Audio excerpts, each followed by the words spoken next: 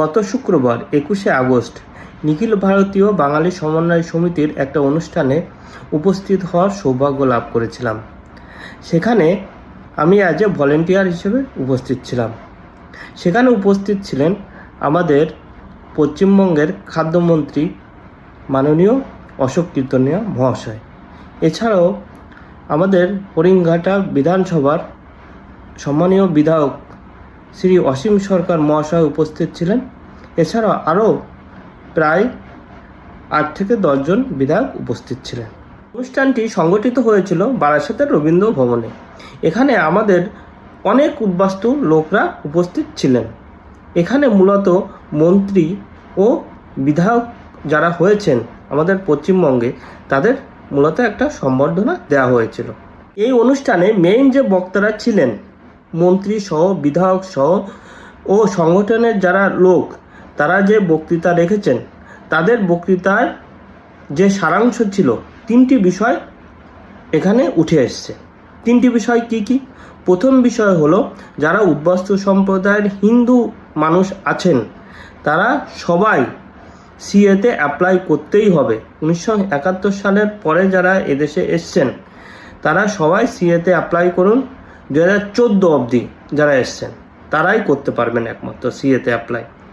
2024-এর একটা নোটিফিকেশান বের হয়েছে, সেখানে যারা 24 পর্যন্ত যারা এসছেন তাদের কোনো প্রবলেম হবে না, কিন্তু তারা সিএতে অ্যাপ্লাই করতে পারবে না। তারা রেসিডেন্ট হিসেবে এদেশে অবস্থান করবেন, কিন্তু সিএতে অবশ্যই অ্যাপ্লাই করতে হবে এনআরসি থেকে বাঁচতে। এবং আমরা যে বিভিন্ন সুযোগ সুবিধা, যেমন চাকরি থেকে শুরু করে অন্যান্য যে সুযোগ সুবিধাগুলো নিতে সিএতে আপনাদের অবশ্যই অ্যাপ্লাই করতে হবে। তারপর আবার এনআরসি আসবে পরের বছর 2027 সালে অবশ্যই এনআরসি আসবে। সেই এনআরসিতে অবশ্যই আপনাদের সিএ সার্টিফিকেটটা গুরুত্বপূর্ণ ভূমিকা পালন করবে। সেকেন্ড পয়েন্টটি, আমাদের সংগঠনের যারা বক্তারা ছিলেন তারা মাননীয় মন্ত্রী ও বিধায়কদের সামনে উপস্থাপন করেছেন। সেই পয়েন্টটা কি? সেই পয়েন্টটা হলো, আমরা যারা সিএ সার্টিফিকেট পেয়ে গেছি তারা অবশ্যই এদেশের নাগরিক। তো নাগরিক হিসেবে যে সুযোগ সুবিধা পাওয়া দরকার সেই সুযোগ সুবিধাগুলো সব পাচ্ছি না।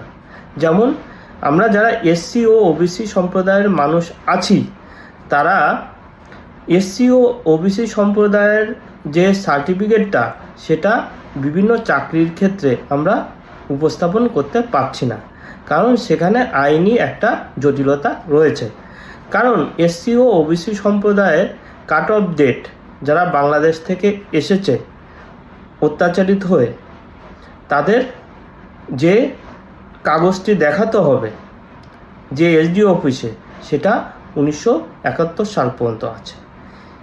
আমাদের দাবিটা হলো সেই কাট অফ ডেটটা 2014 সালের 31 ডিসেম্বর পর্যন্ত করা হোক।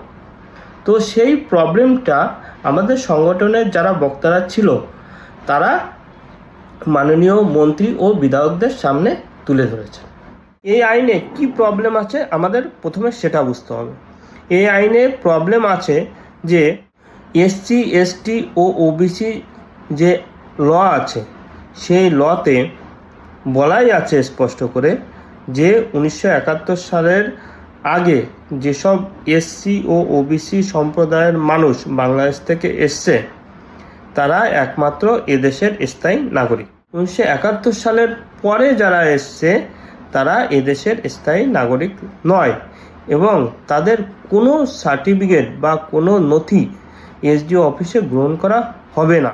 তো আমরা যারা সিএর মাধ্যমে নাগরিকত্ব পেয়েছি 1971 সালের পরে 2014 সালের 31 ডিসেম্বর অবধি, তারা এসসি ও ওবিসি সম্প্রদায় হলেও তাদের এসসি ও ওবিসি সম্প্রদায়ের যে সার্টিফিকেটটা আছে সেটা এসডিও অফিসে গ্রহণ করা হবে না, এবং নতুন করে কেউ এসসি ও ওবিসি সার্টিফিকেট অ্যাপ্লাইও করতে পারবে না, এবং ভেরিফিকেশানের ক্ষেত্রে তাদের সার্টিফিকেটগুলো বাদ যাবে।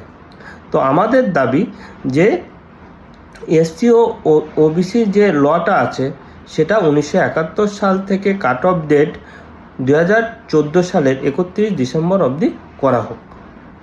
ও থার্ডে যে পয়েন্টটা বলা হয়েছে আমাদের অনুষ্ঠানে, সেই পয়েন্টটা উল্লেখ করেছেন নিখিল ভারতীয় বাঙালি সমন্বয় সমিতির যিনি কর্ণধার শ্রী সুবোধ বিশ্বাস। এই পয়েন্টটা উল্লেখ করেন।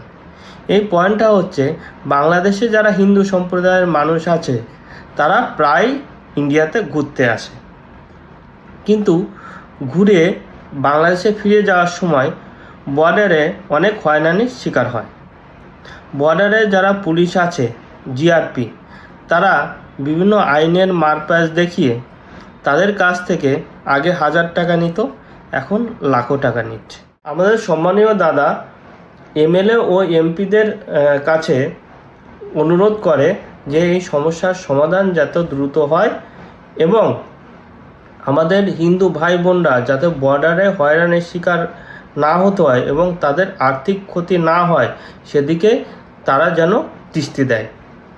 তো এই 3টি পয়েন্ট মিটিংয়ে আমাদের অনুষ্ঠানে উপস্থাপিত হয়েছে। আশা করি আপনাদের এই ভিডিওটি ভালো লেগেছে। আমার ভিডিওটি যদি আপনাদের ভালো লেগে থাকে অবশ্যই শেয়ার করবেন, লাইক করবেন এবং আপনাদের মতামত কমেন্ট বক্সে কমেন্ট করবেন। আজ এই পর্যন্ত, দেখা হবে পরবর্তী ভিডিওতে। নমস্কার।